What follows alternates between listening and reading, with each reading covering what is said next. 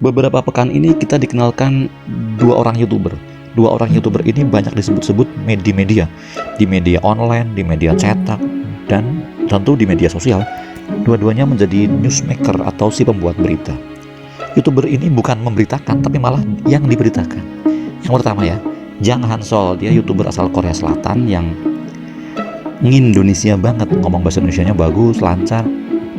Uniknya lagi dia itu logatnya beraksen Medok.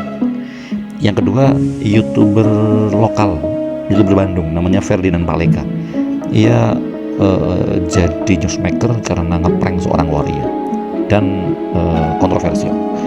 Dua-duanya anak muda yang bermain YouTube, tapi berbeda. Yang satu saya menghormati dan mengapresiasinya. Saya menyebutnya sebagai YouTuber manfaat. Siapa itu? Si Korea, Jang Hansol. Dan yang satunya, mohon maaf, saya sebut YouTuber mudarat, lawannya YouTuber manfaat. Coba buka channel YouTube-nya Jang Hansol, namanya channel Korea Reomit. Isinya bermanfaat, berbobot, informasi dan hiburan tentang banyak hal. Masuk bulan puasa ini, ia berbagi pengalaman. Dia berpuasa Ramadan meski ia non-muslim. Hari itu ia keringetan, ia kelaparan, pengen minum, haus banget, tapi ia terus tahan untuk hari itu mencoba ibadah puasa di bulan puasa.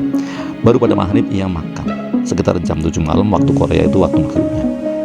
Pada tayangan yang lain ada video ia ikut buka puasa bersama gratisan di kantor kedutaan besar Indonesia di Seoul bareng para WNI lainnya. Ia makan kolak biji salak yang ia bilang mirip dawet. Ia makan dadar gulung yang ia sebut dadar guling.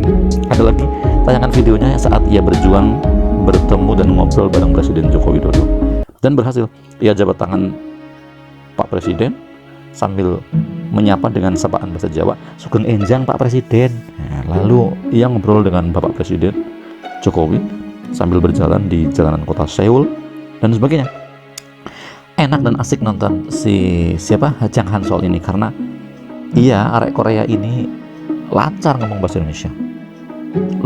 Lebih uniknya lagi, dia itu logat ngomongnya berdialek Medok Jawa Timuran. Bagaimana cerita Jang Hansol, YouTuber asal Korea, bisa ngomong berlogat Jawa? Ternyata si Jang Hansol ini dulu pernah bertahun-tahun tinggal di Malang, Jawa Timur. Ayahnya pindah kerja dari Korea ke Malang saat dia usia SMA. Bahkan si Jang Hansol ini sekolah SMA-nya pun di Malang.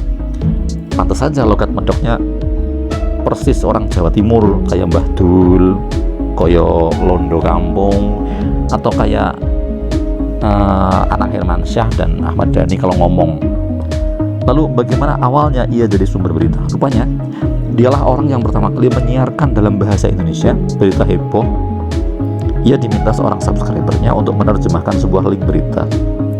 Lalu ia penuhi permintaan itu. Videonya yang akan kita lihat habis ini adalah kenyataan pelanggaran HAM orang Indonesia yang bekerja di kapal Cina. Begitu kata Hansol di awal videonya.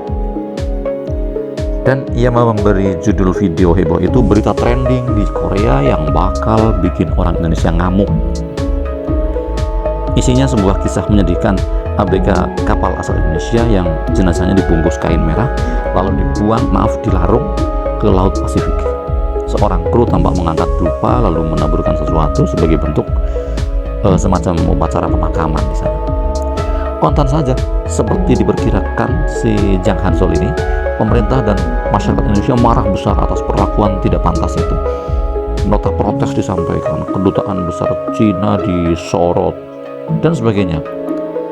Berita terjemahan Jang Hansol pun menjadi berita viral yang banyak menuai tanggapan masyarakat dan pemerintah. Ibu Susi Pujiastuti juga merespon. Ia ikut berduka, bahkan beliau murka. Terima kasih Jang Hansol, jempol buat kamu. Nah, sedang yang satunya lagi yang juga jadi newsmaker atau si pembuat berita itu YouTuber dari Bandung. YouTuber ini namanya Ferdinand Paleka. YouTuber yang gak asik. Saya menyebutnya lawan dari YouTuber manfaat, alias dia itu YouTuber mudarat. Ia membuat tayangan prank apa ya, semacam ngerjain orang lah gitu. Ia mengirim paket untuk seorang waria dan isinya bukan barang yang pantas untuk sebuah paket karena isinya sampah, keterlaluan sekali. Lalu ia minta maaf. Lalu ia itu menyampaikan permintaan maaf. Tapi itu pun bukan permintaan maaf yang benar. Ia berbohong, tapi bohong aja gitu ya. Jadi malas bahasnya. Lah sampah ngapain dibahas? Bukan manfaat, tapi kebalikannya manfaat, yaitu mudarat.